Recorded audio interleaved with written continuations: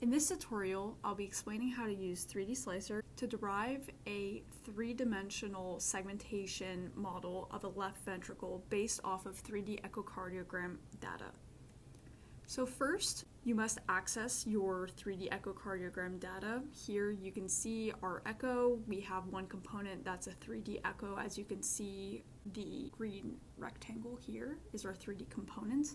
And so we've then used this image to extract a 3D Cartesian map version of the DICOM file.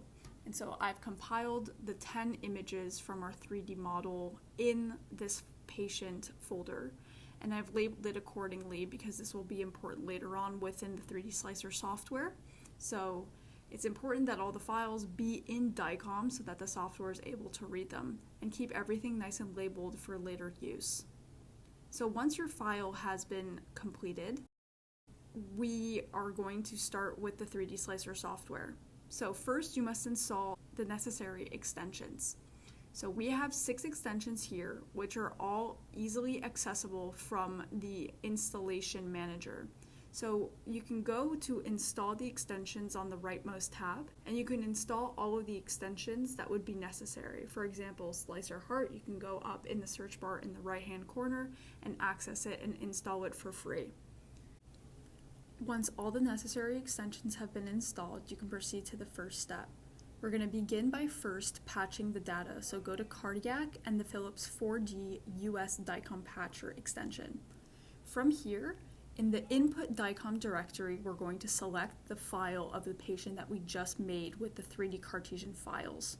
So you can click this, and it's important to note that within the software, you cannot see what is inside the file, which is why it's very important to label your files accordingly with the patient name and ID. Next, in the output, we're going to select a new file, which you can label with the name patched, which will then inform you that these are the files that you will later actually upload into the 3D Slicer software. So we're going to patch these files and let it run for a couple minutes. And then once the patching is completed, you'll get this notification at the bottom, and then you can proceed to the next step. Once the necessary files are patched, we are going to proceed to add the DICOM data into the software.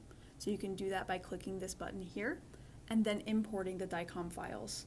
Go back to the patched files and import these into the software. This might take a couple minutes, but you can see the process load at the bottom.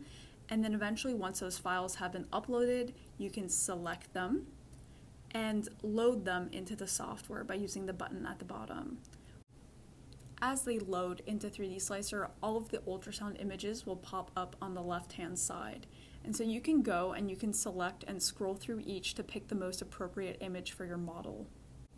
It's important to note that you must match the ultrasound number on the left hand with the drop-down browser menu. So for this example, I'm going to use ultrasound image number 4. I will select the same one on the drop-down image selector, and now I should be able to scroll through all of my images on all 3 axes. If you are not able to scroll through the images, please make sure that you have done this step to make sure that they are both the same, or else you will not be able to manipulate the images in the way that you would like. Next, we are going to go to Segment Editor. Within the Segment Editor, also make sure that the source volume matches the ultrasound that you've selected. This is important. So once I go and select US4, I'm able to add a segment. Once I've decided that the image is to my liking and I can fully see the left ventricle in all 3 views, I will go on the left-hand side and select Add a Segment. Then I will go in the Paint feature, and I can adjust the diameter of the brush to my preferred diameter. It will depend on whether or not you're trying to capture fine details or fill in the inside of the ventricle. It's really up to you to find your personal preference.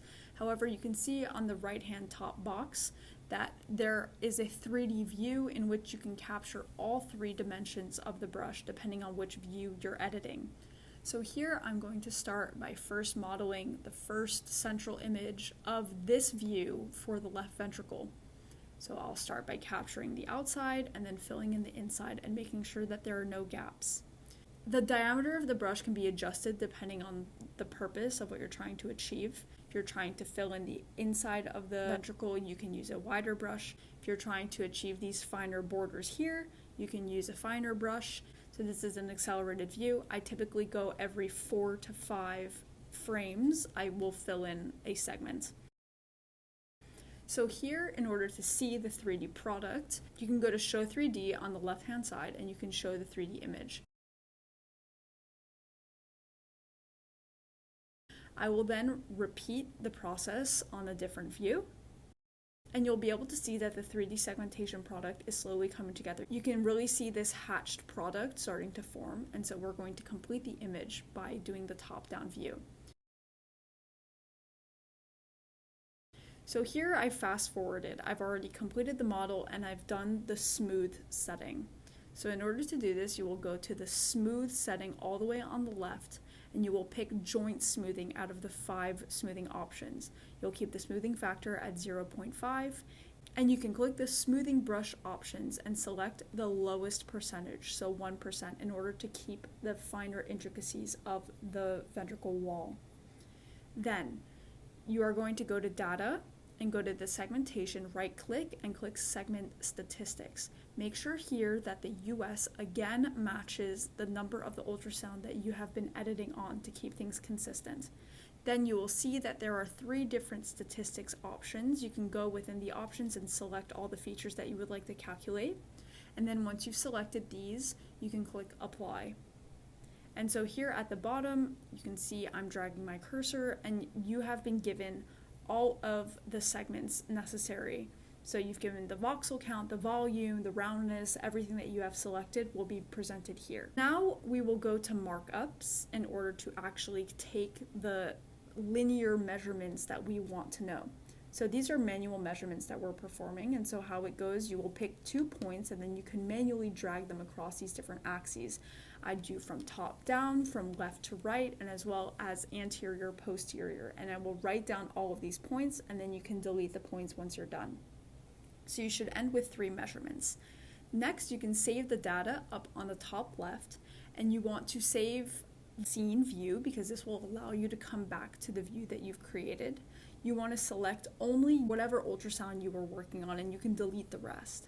Then you want to save the table and you want to make sure you save it if you're planning on using Excel in .csv format. And then you can pick whichever directory you would like to save it in. So I have a folder here called completed models, and I will label it with the patient name and identification information, and I will just plug it in here.